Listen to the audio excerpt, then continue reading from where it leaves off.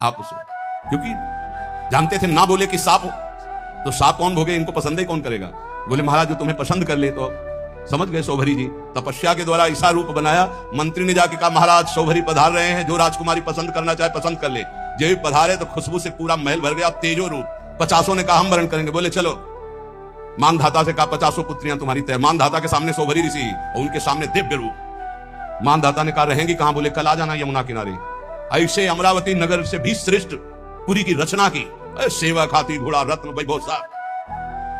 50 से 500 हो गए धीरे धीरे। तो जब बैठे थे अगल बगल छोरी छोरा खेल रहे थे, तब उनको ध्यान आया इन्हीं से बचने के लिए तो यमुना में समाधि लेते थे। तब उन्होंने एक श्लोक गायन किया, संगम त्यजेत मिथुन व्रतिनाम मुमुक्षु सर्वात्मना न विसजेत बहिरिंद्रियाणि एकश्चरन् रहश्चित्त मनंत युसे युंजीत तद व्रतिषु साधिषु चेत प्रसंगः।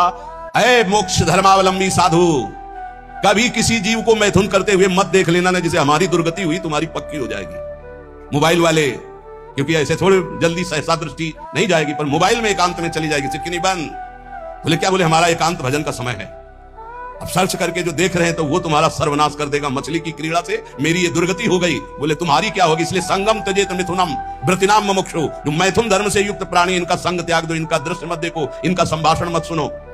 सर्वात्मना न विसजेत बहिरिंद्रियाणि, इंद्रियों को खुला छूट मत दे दो, अंतर्मुख रखो, एकस अकेले रहो। चित्त मनंत से, चित्त को ईश्वर में सदैव लगाओ। अकेले का मतलब आंतरिक वृत्ति से।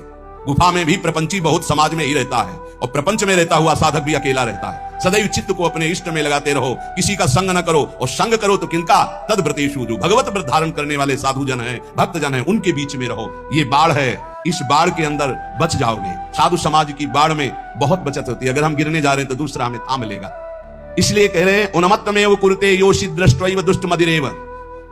दृष्टि मिलाना बंद कर दो, दृष्टियैव दुष्ट मदिरेव। बस गए, पाताल का रास्ता पक्का। 5 बाण है उसके, 5 संधान कर दे तो शंकर की समाधि भंग कर दी। तुम तो जीव हो, शिव की समाधि भंग कर दी। औरों की तो बात जाने दो, अपने स्वरूप में आ जाए काम ना। हाँ, तो जो ब्रह्म में देखत रहे, देखे चराचर नारीमय, जे ब्रह्म में देखत रहे। अबला बिलो कई पुरुषमय, पुरुष सब अबलामयम, दो दंड भरी ब्रह्मांड भीतर काम कौतुक है। कोई साधारण वीर है? देवाधिदेव महादेव की समाधि भंग कर दी। तब उन्होंने कहा कि त्रिभुवन में ऐसा कौन?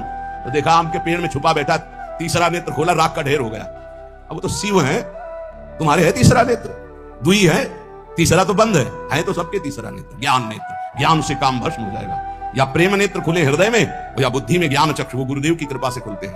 अज्ञान तिमिरान्धस्य ज्ञानांजन शलाकया चक्षुरुन्मीलितम येन तस्मै श्री गुरु